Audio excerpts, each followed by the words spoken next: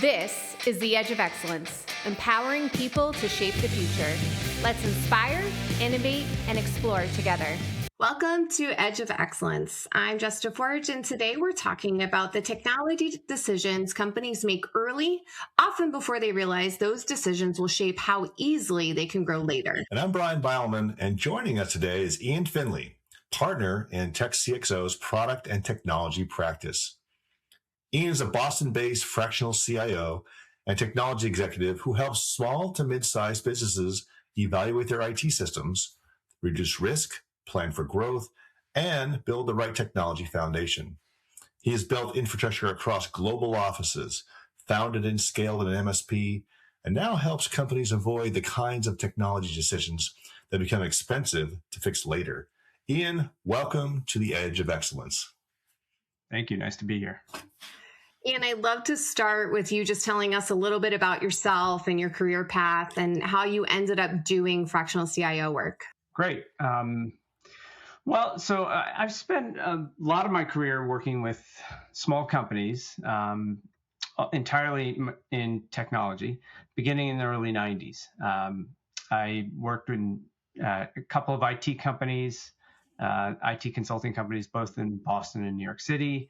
And then in the mid-90s, myself and two other guys started an early web development company, back in the days when there were Blink HTML tags.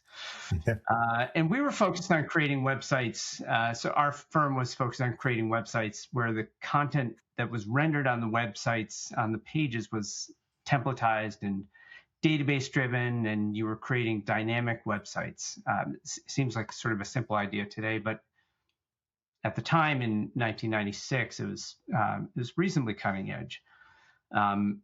Ultimately, we sold that company to a London-based tech firm, another consulting company based in London, serving mostly financial services businesses in the city. And they weren't really sure about the whole internet thing, whether it was going to take off or not. So they bought us as a hedge to give them some capabilities they didn't have. And that sort of lent to a number of acquisitions that were sort of typical of the time. So this was in 2000, 99, 2000, where a company was purchased and sold and purchased and sold over the course of about 3 years, a number of times, ultimately landing me at a firm called Razorfish, which was a sort of a premier web design and development firm. I stayed at Razorfish for a little bit, and then went to a business strategy consulting firm called Monitor Group, where I ran IT for their technology practice, and ultimately then decided to start an MSP. And actually, they weren't called MSPs at the time. The term hadn't been created yet in 2005, and then I sold the business in 2020. And then after I sold the business, I was searching around for what my next step was, and decided I still enjoyed the process of helping companies with their technology, and landed on working at a fractional firm called TechCXO. That is quite a journey. So you've seen technology from several angles. You talked about the .com growth, internal CIO work, founding Lightwire, running an MSP, customer success after an acquisition, and now TechCXO. So how has that shaped the way that you look at business technology? It's a good question. I obviously, the needs of companies in sort of different stages of their maturation can differ, sometimes significantly. But I've sort of always believed that, generally speaking, there's a very common set of needs that all companies, regardless of size, have. And these needs should be sort of the foundation of what their technology stack and their technology platform is.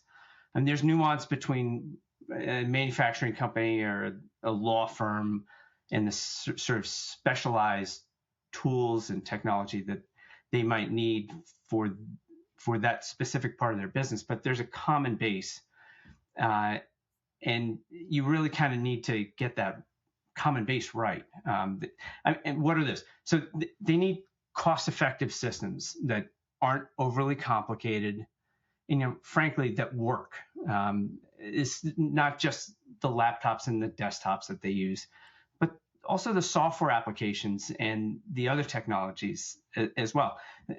These base needs kind of should be bulletproof. They need to be able to send and receive email. I mean, this sounds silly, but they need to have reliable access to the internet, to create, to store, and to share files, to print. Although we're printing a lot less these days. For a lot of companies, that's kind of like the majority of what they need. And then there's the specific technology that maybe their business is unique to their business versus what other companies. And frequently, although they frequently don't realize it, they probably need more security than what they likely have today. And this is especially in the backdrop with the backdrop of the environment that we live in today. But ideally, for many of these companies, that security lives really in the background. It's operating in the background, and it's not a big intrusion on what they're doing through the day. But many companies sort of miss that part. That they don't pay enough attention to at least a baseline of security tools and processes that they should have. But it's important that for many of these companies that it's not intrusive. So we're not trying to create Fort Knox, but we're trying to at least put some guardrails that are fairly basic and straightforward. These base needs shouldn't be hard to deliver, but many sort of early stage companies, they kind of carry over the technology that they had and the technical approach that they had when they first started. And then they start over time, they start to wonder, why are the staff complaining about when stuff doesn't work? And why are they getting flack from their staff that the staff can't do their job because the internet's breaking down? And so this sort of comes to an observation that is that companies need to. They would do well to on some periodic basis, annually, biannually, sort of reassess is the technology approach that they're taking today, is it still valid? Is it still good? Is it still serving their needs? And should they do anything about it? But frequently, what they don't make those assessments, and they sort of operate on a, hey, if it isn't broken, don't fix it approach. And this approach works for a while, but I think it sort of can leave a company scrambling to fix problems. Like when all of a sudden enough problems materialize that they realize, wait a second here, we've been doing it the same way for too long, and now it's not serving our business. Yeah, something you said really resonated with me there about, when people do startups or something, or even small, just start a business, and they bring in what they used to know, like, hey, we used to use this software to do this thing. And then, and so I think that is a challenge for sure. We see that in our business too. But one thing I found like refreshing is that some of the software that's out there now, maybe like things like Microsoft 365, there's a bunch of them like that. The things they provide now used to be enterprise class 15 solutions all glued together and you can get this in one package there. So a lot of the baselines are much better than they used to be, but you have to know to use them. You have to know how to set them up. It's less, there's a lot of good security and technology out there if you know where to look. So I'm sure somebody like you can guide them along. Like, hey, listen, I know that was the way when you started your company 10 years ago, and now you get this new one.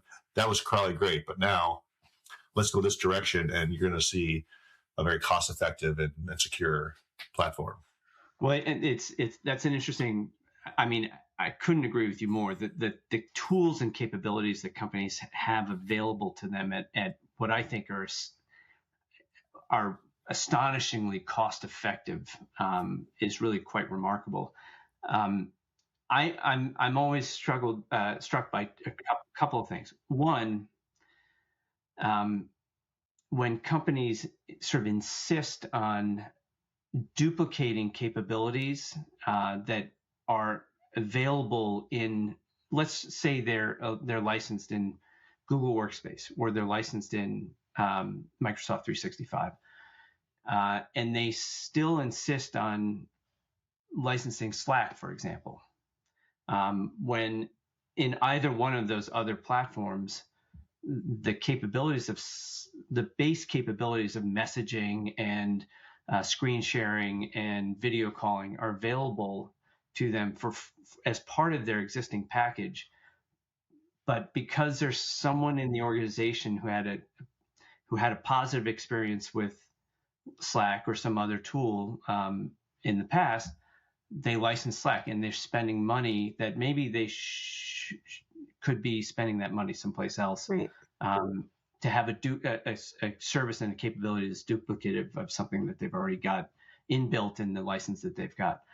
And then the other thing, Byron, that you touched on, one of the mistakes I see companies making is when they do license, say, Google Workspace or Microsoft 365, is an assumption that those platforms are secure out of the box.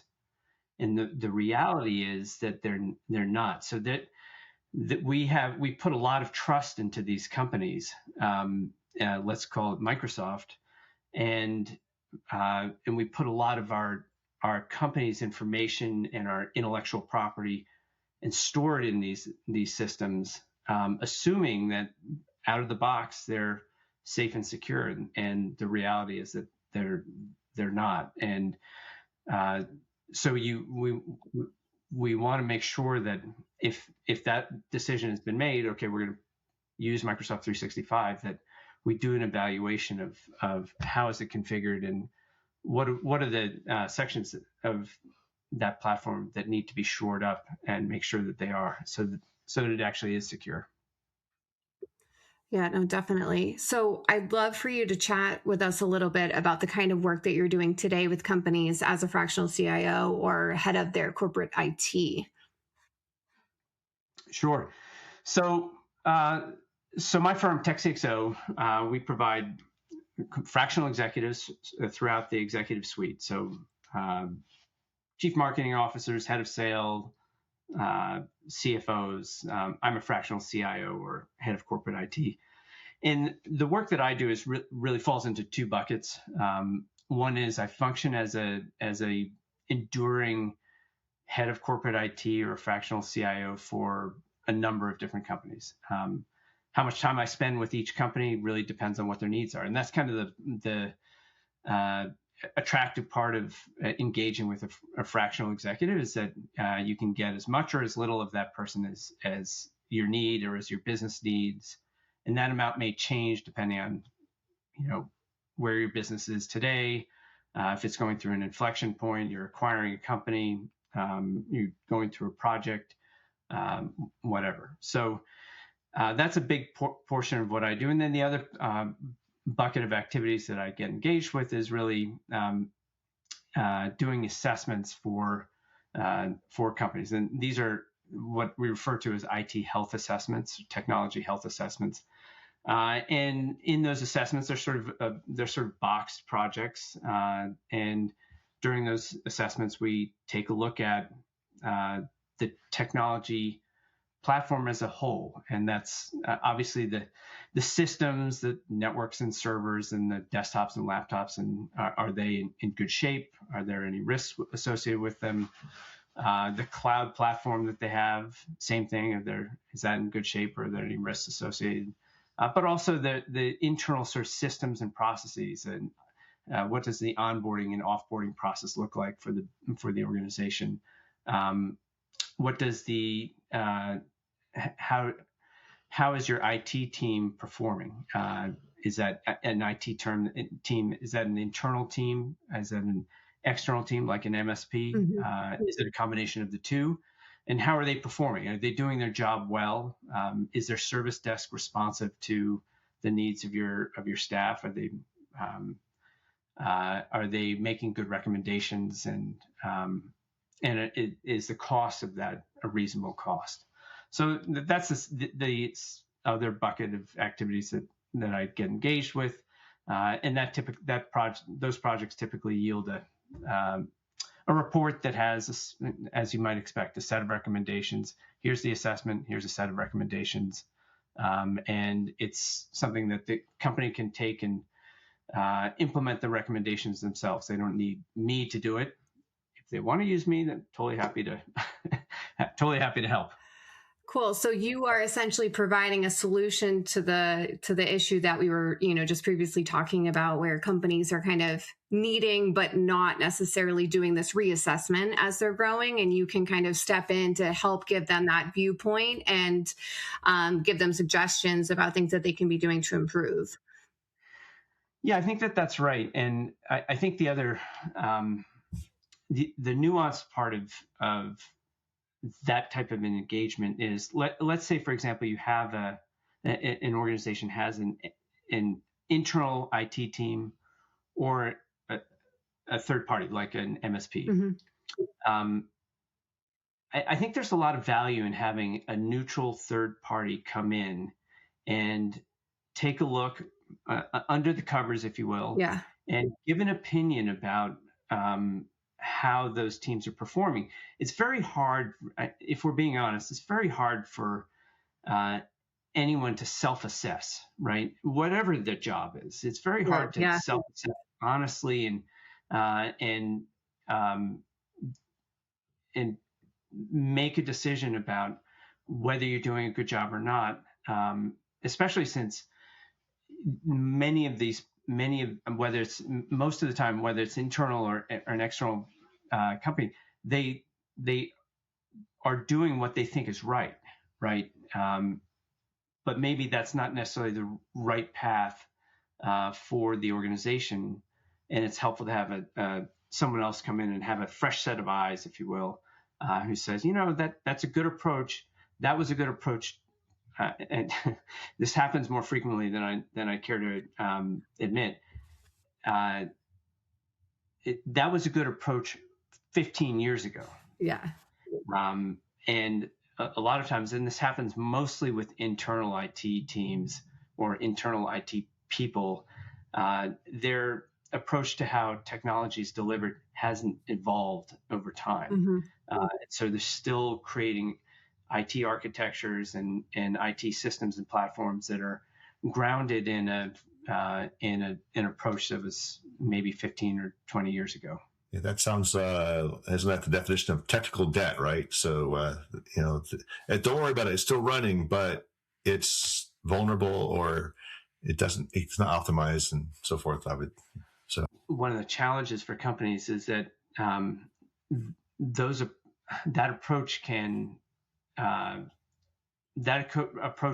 be multiplied over time. So, for example, you may have an IT leader whose approach is very internal, non-cloud centric. For example, cloud's a big word, but non-cloud centric. The company evolves over time, and now all of a sudden, all of their IT systems are really old. And the IT leader goes to the leadership and says, "Hey, we got a whole bunch of old stuff, servers, networking, storage. We need new stuff." And so they put forth to the leadership, a proposal that could be hundreds of thousands of dollars of new investment in the same old architecture that they had before. And what does the leadership know? I mean, this is their IT guy, right? And this is what the guy says that we should do, so we're going to go ahead and do it. Meanwhile, that may not be the best use of $250,000 or $1,000 or whatever the number is. There may be a much different approach that provides them with significantly better security, significantly better resilience, much lower CapEx, and allows them to sort of move forward in a more modern and capable and secure way. But without that other set of eyes making some suggestions, alternative suggestions, you're likely to see them just say, "Okay, sounds good. This is what you said, so we trust you." Right. Yeah, that's it's interesting because we see that a lot. Part of it's the culture of the company. Part of it's, I guess, the leadership being the IT leadership in IT, and then be able to push the right solutions, and that's what you are there for. Strangely, I think we would call it like sometimes there's a second mover advantage. Like, okay, we didn't do anything for a long time, but Right. instead of doing like you said, now we have an opportunity to just go straight to the cloud, which is going to be avoid all that stuff. If they just know to think about that. So it sounds like you can, if you're in there early or you're in there at the right time, you can guide them and save them not only money but really move them like light years ahead. Yeah, and depending on the industry, that can be a big advantage. I mean, there are still a number of industries in the United States that are not very technically sophisticated, and those could be, it might be construction or manufacturing, and if you can bring a set of technology, and I think that we're seeing this very much with the introduction of artificial intelligence into a lot of businesses. Those sort of companies that are willing to adopt some of those models, when their competitors are very staid in their technical approach, can absolutely have a significant advantage. So we've touched on early stage companies making technology decisions that work in the moment, but don't necessarily scale well. Is this something that early stage companies can avoid, and how? Is it just a matter of getting someone like yourself in early to help kind of choose technology that's going to help them scale? Like, how do early stage companies avoid something like this? Early stage companies are interesting beasts, right? I sort of feel like without being aware that there are people who can help, I think that the mistakes that early stage companies make are very honest mistakes.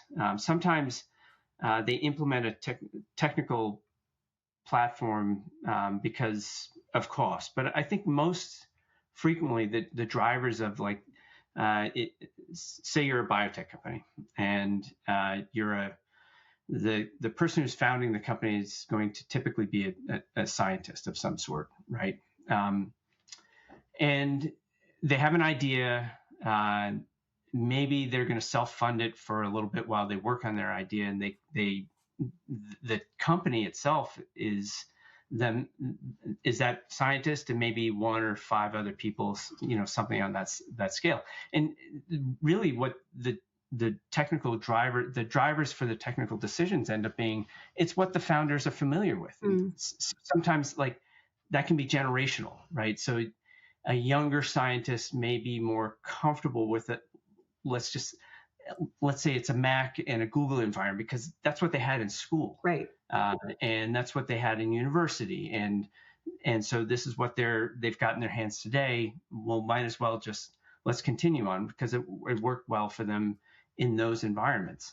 And so it's a lot of the decisions it's what they're comfortable with, it's what they know, and how quickly can they get up and running and get a team. Maybe again, 2 to 5 people working collaboratively together. Well, this is something that they know, so it's something that they can get going quickly. So that's an easy decision. And their focus is really on that sort of creation process. They're not thinking about their technology. They're thinking about what it is that they're making. Right. And again, that's great. That's an honest approach. And they're not really thinking about where are the files that we're working on being stored, and are they being backed up, and is there any security of anything? Yeah. It's sort of not important, because if the idea that they're creating doesn't take off, who cares, right? So that's really what their focus is. The other thing is working with an awful, and Byron, I'm sure you're so familiar with, startups are funny because there's a super high tolerance for working around technical problems. It's kind of like it's kind of like a badge of honor for startups, right? Like, hey, I need to print over here, and we've got the wireless printer, and it's not working. For whatever reason, I can't print to it. So I'm not going to fix the problem. I'm going to put the file onto a USB thumb drive, and I'm going to walk it over to the printer and stick it into the printer and print off of that, and we'll figure out the problem later. It's like there's a real high tolerance for that kind of thing. And I think then what that means is that those decisions sort of perpetuate over time, and the founder of these companies is sort of the founder is busy working on the thing that they're creating, and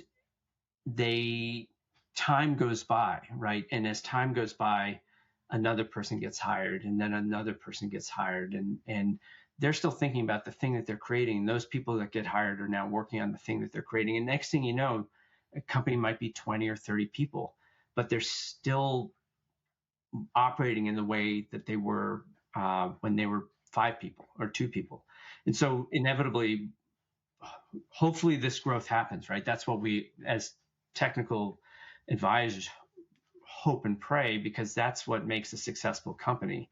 And the tech that they have basically works, but those problems start to become increasingly intrusive in terms of the technical issues, and they sort of they begin to have a more outsized impact on the business, whether it's hiring people or more people, or more of the staff are having technical issues because there's more people in a small room using a single home wireless access point, and they can't have stable Zoom calls or whatever, and it's just because of growth. And then all of a sudden, the problems sort of come to a head, and the founder, or now they have a COO or a head of HR even, pick up their head and they say, wait a second here, we've got a lot of complaints, and now we have people who are not being productive because we have all these technical problems. And the reason is because we're still using the same approach that we were using when we were 2 people. You've described it very well. And I think there's a good thing about what you said. I mean, for the companies, like if the founders focused, you want the founders to focus on what they're doing, their technology. You don't want them focused on IT, but eventually somebody in the group, maybe some talented scientist who dabbles with IT, or his brother knows some IT or whatever. There's some correlation there. Typical, there's a driver somewhere like says before this thing, well, oh geez, we have to be compliant with this, and it's or we're looking to get some funding, and there's some due diligence going on, or whatever it may be. Those are typically, if they're built from the beginning correctly, it'd be like, oh, no problem. But now the longer they go, the more expensive it is, or the more time consuming it is to shift this. Like, hey, make this completely, redo this architecture, but you can't disrupt anybody in the process. I'm like, oh, that's really hard to do. Well, and I think that this example is an example that sort of reinforces the notion that it can be incredibly helpful to bring in an IT executive like myself or someone else to provide some guidance at the earliest stage, right? It sort of seems silly, like I think to bring in an IT consultant when you're 2 people, but 2 becomes 4, 4 becomes 8. And the earlier that you bring in an IT consultant to help set some parameters, help define some of the technology approach, can be really, really helpful. I mean, look, it's one thing that we know is that we all live today and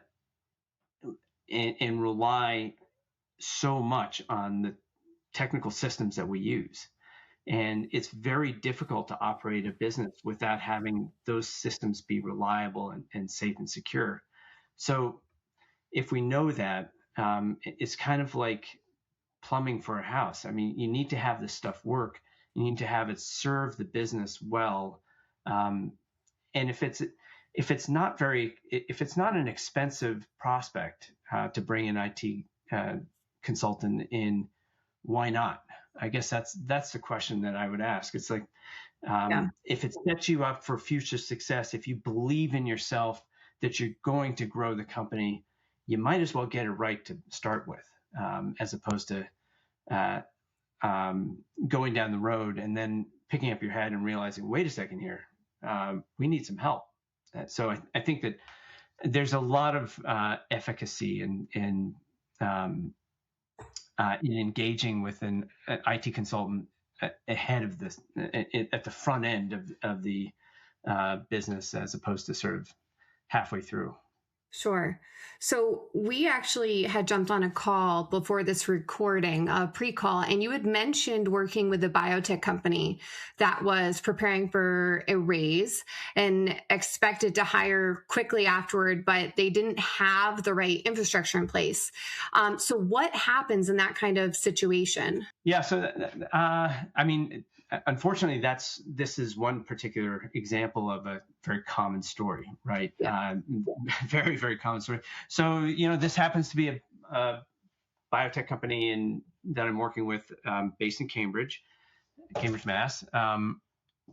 There may be 25 employees, and have the good news is that they have a very effective biotechnology product that's about to get an additional raise of funding. And the anticipation is in the fourth quarter of this year that this company will more than double in size, right? As a function of the funding that they're anticipating receiving. So doubling in size, and they've done the right things in terms of bringing in some capable operators, which is very helpful. And the operators are looking at the business saying, wait a second here, if we're going to double in size, what do we need to do to make sure that we can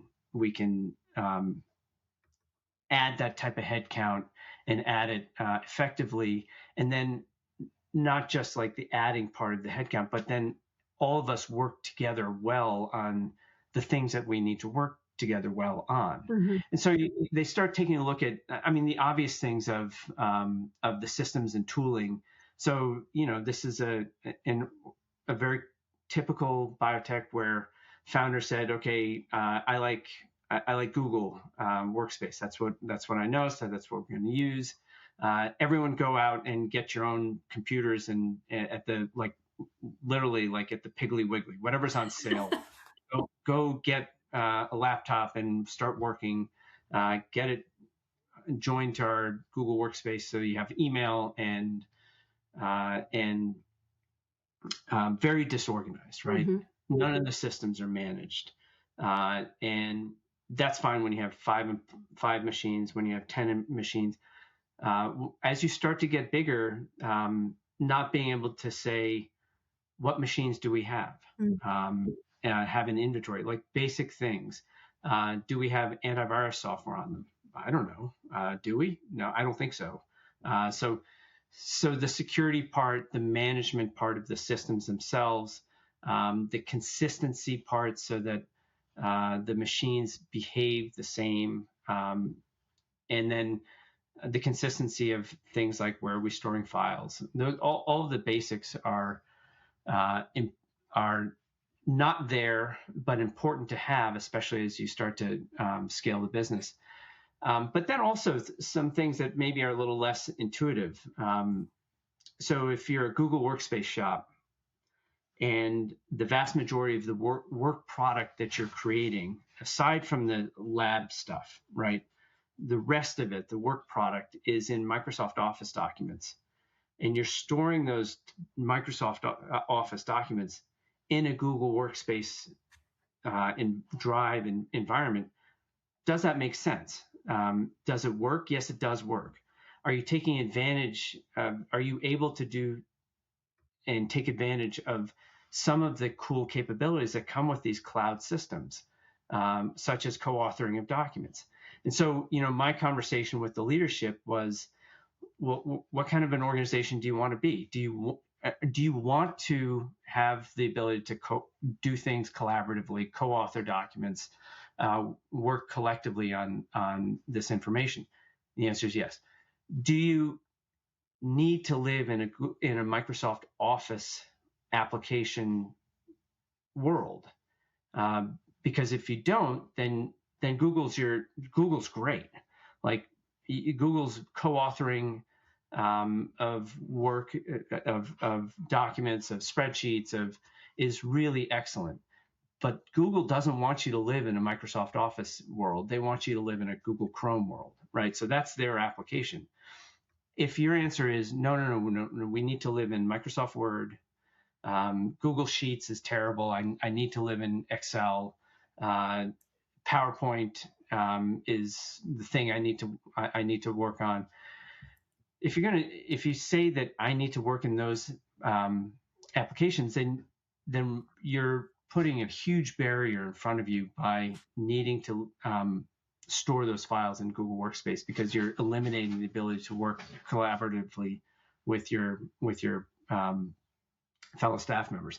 So that conversation is really about a decision about how do you want to work, and then if you want to work in one particular way, where best should you be working. And so that decision has led to, okay, we're going to do a migration from Google Workspace to a Microsoft 365 cloud, so that you're working in the right environment for how you want to work, and you're setting your organization up for success. And we have to do this now, because if we wait, this is an interruptive process. There's just no way around it. It's interruptive. So if we wait and do it later, it's painful. It's painful now. The company is running it flat out at 110 miles an hour to try and deliver the things that they need for the raise. And so this is a difficult conversation to say we need to interrupt every single member of the team and pause them while we go through this process. But imagine after the raise, are you going to be working more slowly than you are now? Or are you going to be accelerating faster with more people? Is it going to be more interruptive then, after you're now twice as big to do this process? Or should we just rip the Band-Aid off now? And the answer is invariably the right decision is typically to rip the Band-Aid off now and just take the pain. It's a temporary pain to set yourself up for success and less pain down the road.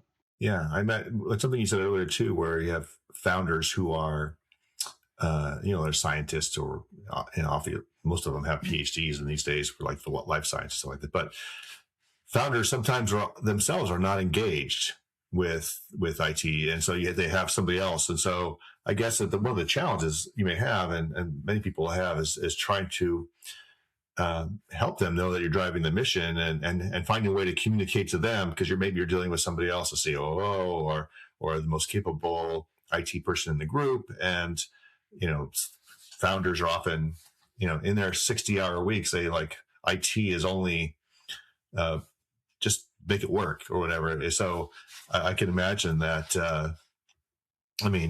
I guess do you have any methods or thoughts on how to get it to the top so it works down, or is this more of a bottom up approach? No, I think it's a good question. I think that let's just use this as the example.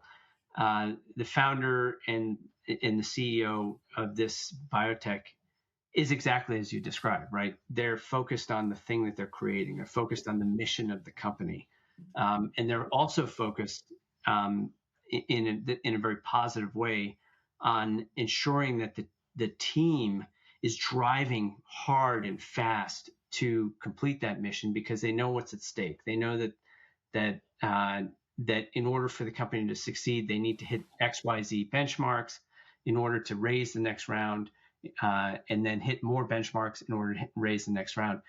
And so having that conversation with them that says, in order for the team to be the most effective, these are the things that we need to do. Mm-hmm. And these changes that we need to make in order for us to set them up for success are going to be interruptive. And the initial reaction is we cannot interrupt what they're doing today. And you just have to try and articulate, I get it. I totally get it. We're going to try and change the tires as we're speeding down the highway as easily as we can. But imagine if this is in a sedan, it's now an 18-wheeler because we're 16. We're double the size, and we're trying to change the tires on an 18-wheeler and not on a four-door passenger sedan. How much more difficult is that going to be? And inevitably, hopefully reason takes hold, and they see what you're saying, right? And they take the path of the least amount of pain, even though there is pain. It's uncomfortable. Yeah, no, I love the image that you created for me using the analogy with the vehicles. That's a really good way to put it. So, Ian, when you evaluate a company's IT environment, what are you typically looking at first, or does it depend on what stage the company's at and their maturity? Yeah, so that's a good question. I mean, it's fairly, I would say it's fairly consistent across companies, whether it's a small company, a mature company. I just have done a couple of evaluations for 30-year-old defense companies, right? Okay. And the approach is the same to a new startup. And so, we look at, as I said in the beginning, we go through a fairly standardized process. We look at the infrastructure, network servers, laptops, desktops. Are there any monitoring systems and tools? The security of their cloud, internal policies, and whether the policies, if they have policies, if they do have policies, do those policies support the type of business that they're in? A defense company is an interesting example because you have very specific compliance requirements for defense companies. Do you have the policies internally that support those, the needs for CMMC or whatever? It doesn't have to be a defense company, but whatever compliance requirements that you might have. Definitely look at the performance of their IT team, if they have an IT team. Mm-hmm. If you're a really small company, you may not, but that's a call out all by itself, potentially. And I really like to talk to the staff of the company. So it's sort of an important component to have a conversation with, depending on the size of the business, 3 to 10 different employees of the company, because that really can illuminate a voice of the people, if you will, a voice of the customer. IT is a customer service business, right? Yeah. And it can illuminate sort of the voice of say the employee runs sales for the business, or runs customer success, or runs product development. What are they not able to do from a technology perspective that they wish they could do? What are the things that they find frustrating, and the lack of sort of enablement? And sometimes you can surface some just incredibly great ideas, but also some insights into how technology is either serving or not serving the business as it should be. Can you explain what a score-based IT assessment is and how it helps leadership teams understand where they stand? Yeah. So that's a good question. So as part of the assessments that we do, a component of it is to go through sort of, think of it as kind of a mechanical process of sorry, my dog is here. She's cute, not very. So we go through a process of evaluating across about 250 different metrics, questions, and those questions are typically yes/no questions. So do you have X? Yes, no. And as a result, you end up with a score, and the score is fairly black and white. Let's say it's a score of 50. And that's what the score is. And you are able to provide some color as to what drove the score. Maybe 50 is a positive number, maybe 50 is a negative number, or not positive. But one of the benefits is that it gives you a baseline of where your IT's health is today. And it also gives you things that you're going to work on in order to improve that baseline. And hopefully what you do is after a period of time, let's call it a year, you rerun the assessment and you get a different score. And hopefully that score is, instead of 50, it's now 60 or it's 75, because you've gone ahead and addressed some of the negatives of your IT assessment, and you can show improvement over time. So that's one of the benefits of having a score-based assessment, is that you can show progress. If you're an IT person, you can demonstrate progress to the leadership of the company and say, look, we're making progress. And you can feel confident that over time you're improving the systems and the platform for the business. No, I think that that's great. And that must be super helpful. I'm curious what advice you would give a founder who is still early and thinks, we're just too small to worry about this yet. Yeah. I think the advice that I would start with is just lead with some examples of where, so I'll give you a couple of things. One is lead with some examples where companies that don't get advice early in the process, the type of trouble that they run into. But we don't want to talk in negatives all the time, right? So why don't we can talk in some positives about how companies that have engaged with an IT professional early in the process have succeeded, right? So I use an example of, I think it was in 2008, I was approached by a guy, the founder of a company, and he came to me as a relationship from his chief operating officer who had worked at another company that I'd helped with their IT. So this was in 2008, and this guy's brilliant, and he was just starting a company. There were now 3 people, I think, and that company was a company called WordStream. He was think of him as a scientist, brilliant guy named Larry Kim, and he developed a platform and a sort of an idea about how to manage Google AdWords. So he built a platform.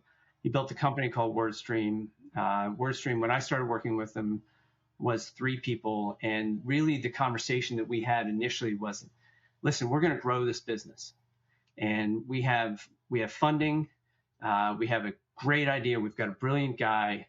We're going to grow this business, and we need to set the business up to support that growth. And I worked with them for probably 15 years. They went from 3 people to 300. They were eventually bought by Gannett, and major public company. And I do believe that because of that initial conversation and those initial framing of where they wanted to take the business, did it go from 5 people to 300 like that? No, it took time, and it took multiple iterations, multiple office moves, multiple growth stages, multiple COOs.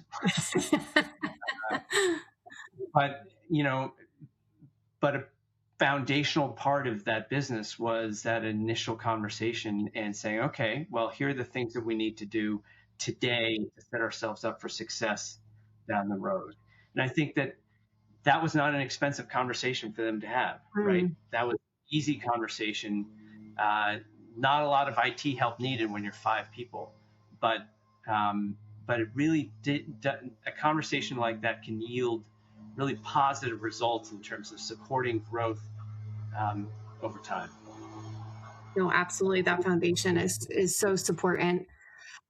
So Ian, I'm curious, what excites you most about helping companies in your role? Oh, well, there's a selfish part, right? I got to lead with that. Got to be selfish. Yeah. I mean, I think one of the things, and I'm sure Byron can absolutely relate to this, is one of the reasons that I've loved a career as a consultant. 30 years in IT consulting. It's just the diversity of challenges and the different types of companies and the different issues that they have and the different people that they have, and that diversity is really engaging, and that's what's fun about consulting. So I'll lead with the selfish part of that's what I enjoyed doing. But the other piece is obviously I feel that I can, in my role, have a very positive effect on the outcome for companies, and being able to provide what I think is at least reasonably well-founded advice, and guide the organization in a positive direction. You like to see the outcome, and you like to see companies grow and succeed as a result. So I would say that's it. Yeah, no, I think that sounds really rewarding. Bryon, before I move into our final question, I want to leave space for you if you have any other questions that you wanted to chat with Ian about. No, I think it's become clear, that people like Ian, and the stuff you do for companies is really important, especially early is better. And I would say that even if it's not early, it takes a certain set of experience. I've seen that, done that, to help people maybe get on the right path, unwind something. So I think this whole conversation has been very enlightening. So so far I appreciate that. That's been fun. Yeah, no, absolutely. So, Ian, we like to ask this as a final question to our first-time guests. And I'd love if you can tell us something interesting about you that people may be surprised to learn. That's a good question. Well, how about one thing? My wife and I recently, for our 25th anniversary, climbed Mount Kilimanjaro. Wow. Big believers in travel and going out and experiencing the world, and that was a recent trip that we took, and also a good challenge. Yeah, I would imagine. Wow, yeah, I've known a few people who have done that, and they've had varied success. It can be weather can change pretty quickly, and wow, that's amazing. That's a memory. I give all the credit to my wife for sticking through it. That was her first experience camping outside, and to have your first experience camping wow. on the side of Mount Kilimanjaro is brave. Good for her, and congrats on 25 years. That's quite an accomplishment. Yeah, she went from 0 to 100. There's no wow, that's amazing. Exactly. Wow, that's a great memory. Oh. I won't describe the first evening under the skies in Africa, but it was an experience. Oh my God, that's cool. That's really cool. I'm sure you got some great pictures too. Yes, yeah, very much so. Yeah, it's amazing. Well, Ian, for listeners who want to learn more about TechCXO or connect with you directly, where would you recommend they go? Good question. So certainly you can obviously go to the TechCXO website. We're a reasonably good-sized company. We're about 120 partners, about 240 employees in total across the country, and we do provide, as I say, fractional executives throughout the executive suite. So we really have a compelling offering for early stage and even mid-cycle companies. So Google TechCXO. Also, you can, if you just Google my name, Ian Findlay, you'll find me very easily.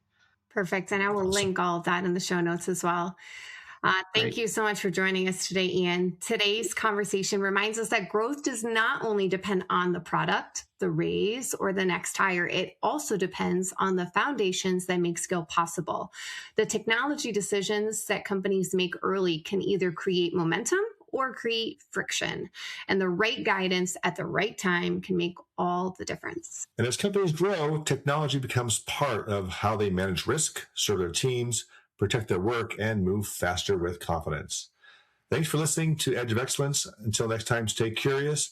And if you like this episode, be sure to hit the like button on whatever platform, because the algorithms help us reach out more people just like you. Thank you for tuning in to the Edge of Excellence. We hope today's insights empower you to shape your future and rise to your full potential. Let's continue to grow, innovate, and lead, pushing the boundaries of excellence.